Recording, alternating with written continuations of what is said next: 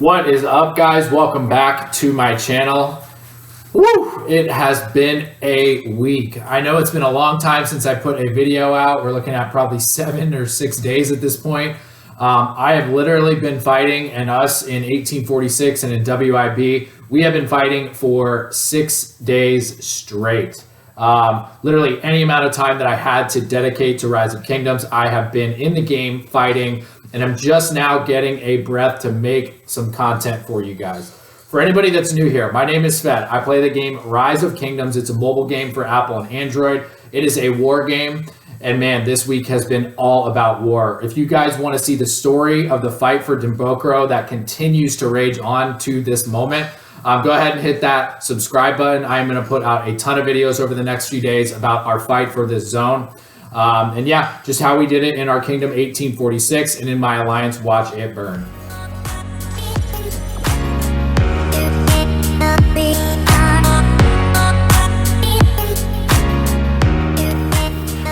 All right, guys.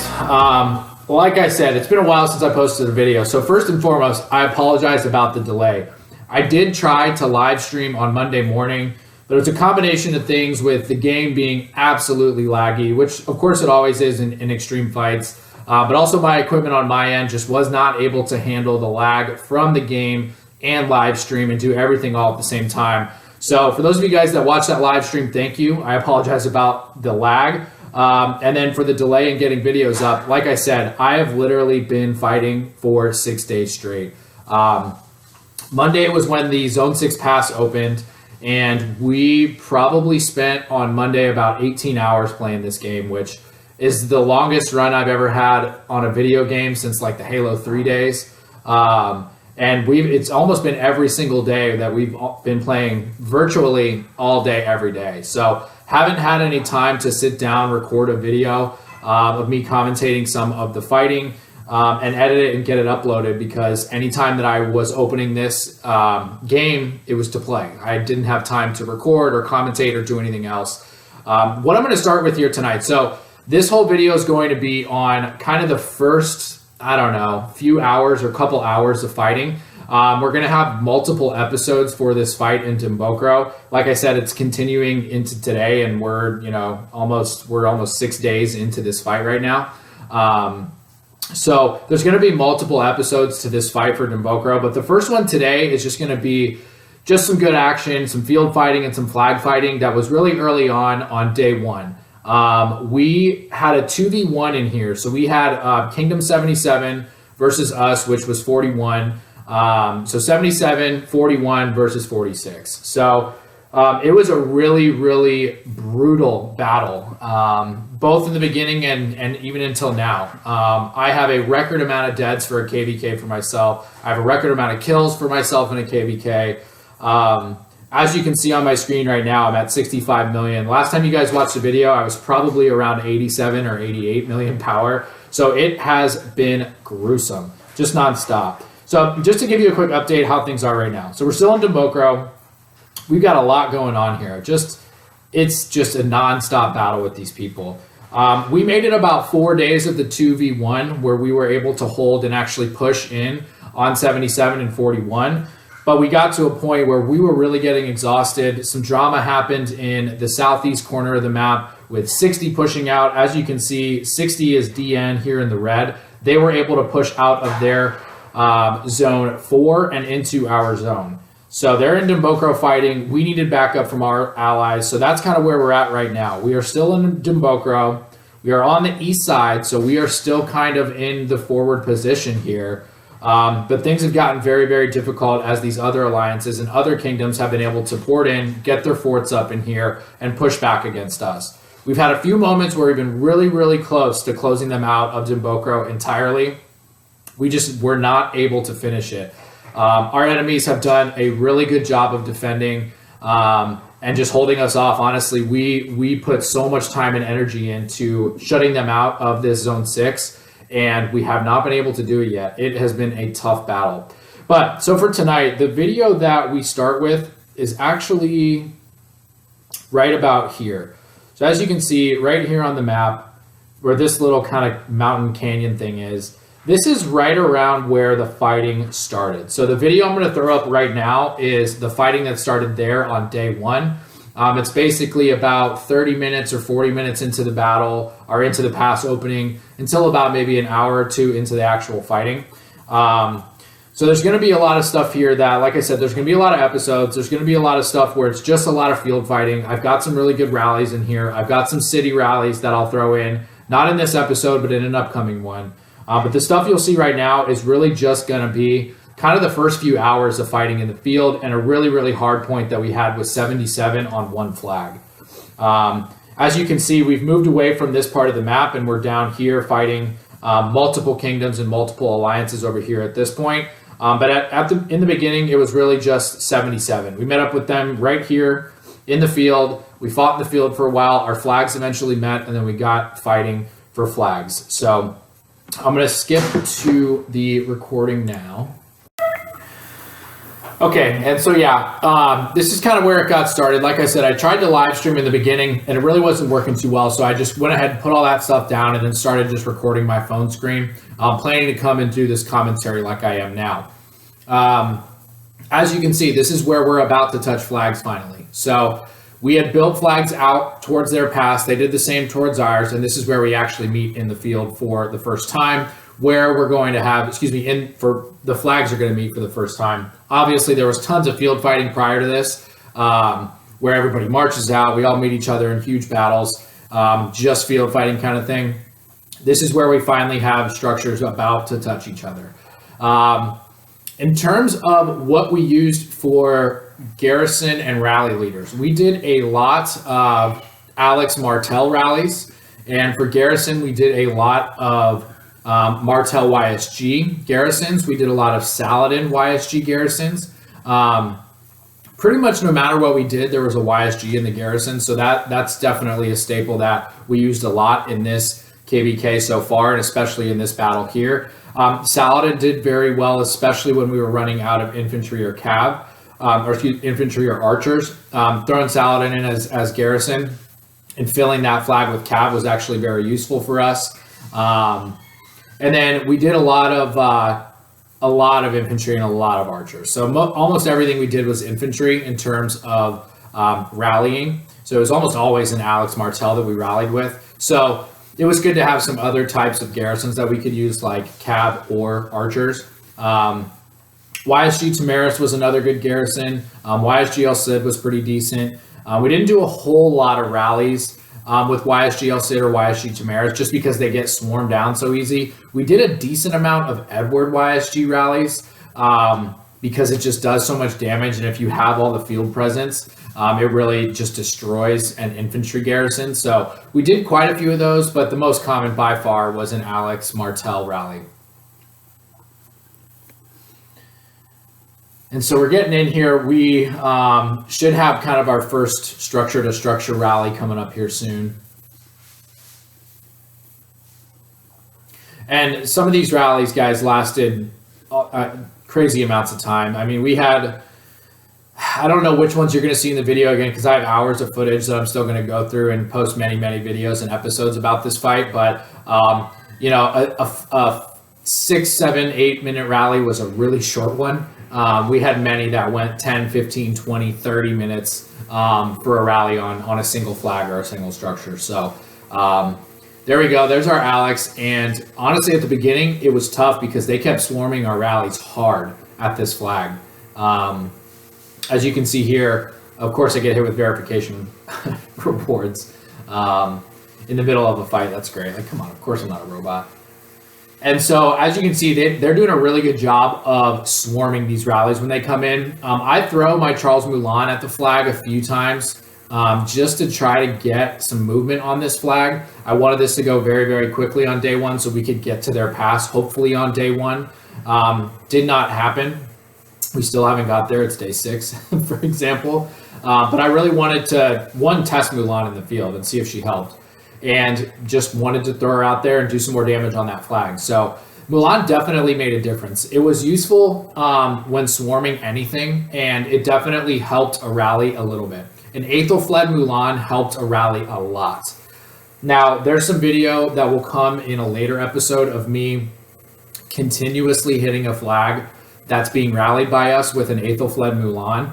And I gotta say, the results were extremely good for the rally, but extremely painful for me as a player, because when you hit a flag, you take deads. Nothing goes to your hospital. So it really helped the rally, though. The reports that I look at, I haven't put this into percentages or whatnot, but when I was debuffing the flag for the entire rally, the rally was getting about, so the rally would take, say, 600k deads, and the flag would take 1 million. When I wasn't debuffing the flag continuously with Aethelfled Mulan, we were getting an even trade. So 1 million deads on our end, if not a little bit more, and 1 million deads on theirs. So it helped a lot. It was significant, but for one player like myself to do that repeatedly was extremely painful, and the deads were just out of this world. It was insane. Take a look in the description of the video, guys, if you haven't had a chance yet. I do put time markers in there to show you where all of the kind of significant parts are. A lot of this video is going to be fighting, though.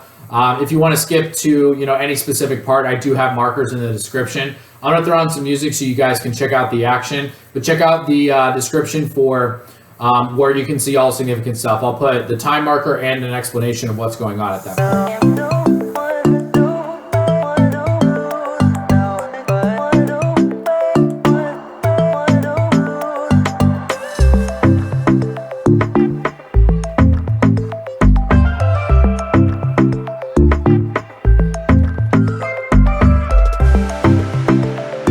So as you can see here, I'm kind of trying to review, the different fronts that we have. We've got one up there in the top with J46. They tried to make a push on our pass, actually in Z5, while this was all going down.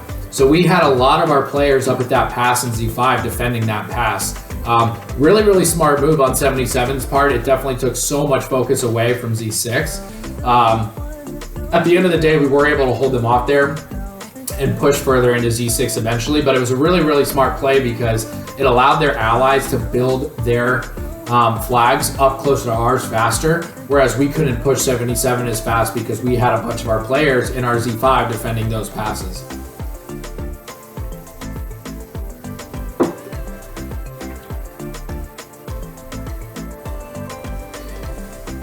And here I'm just kind of checking in on WIB's flags, thinking about, okay, when are they going to get here? And then here's B46 fighting right here. So they had a front that they were kind of getting started on as well. This is a lot of field fighting still with 77. 41 was there too with Ban and KK. They were all there coming in to help the field presence of 77.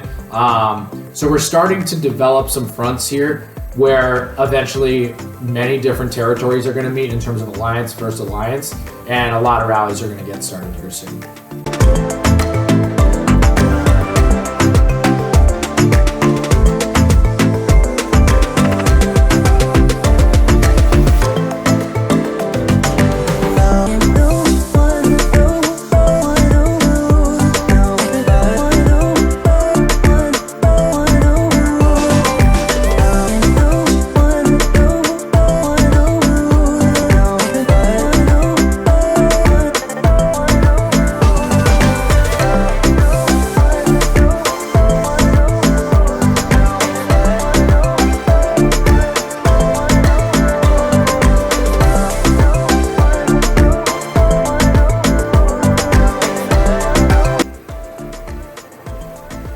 And so here I'm kind of reviewing as well, down by 60. This was prior to them breaking out. If you guys have been paying attention or kind of just went to Lost Kingdom 105 to check, 60 broke out, and that's what kind of led to some issues with us. They were able to get into this fight.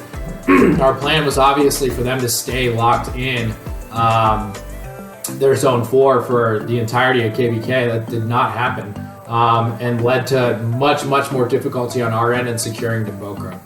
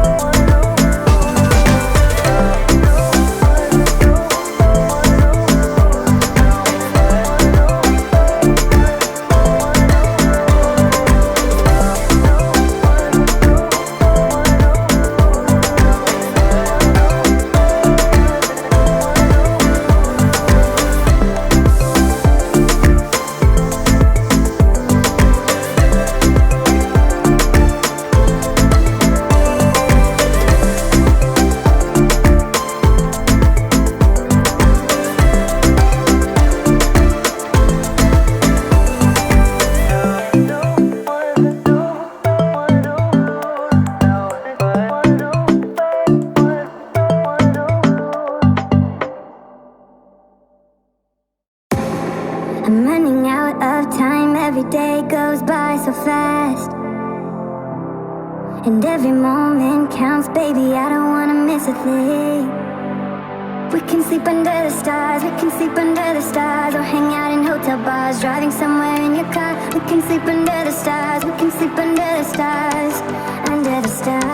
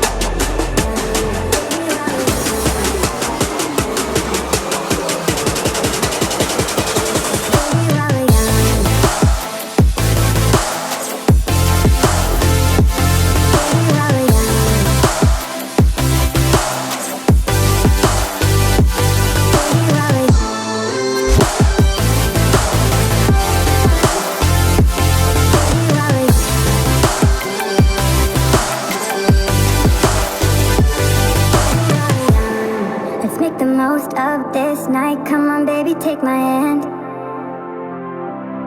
and we don't need to do the things we don't wanna do.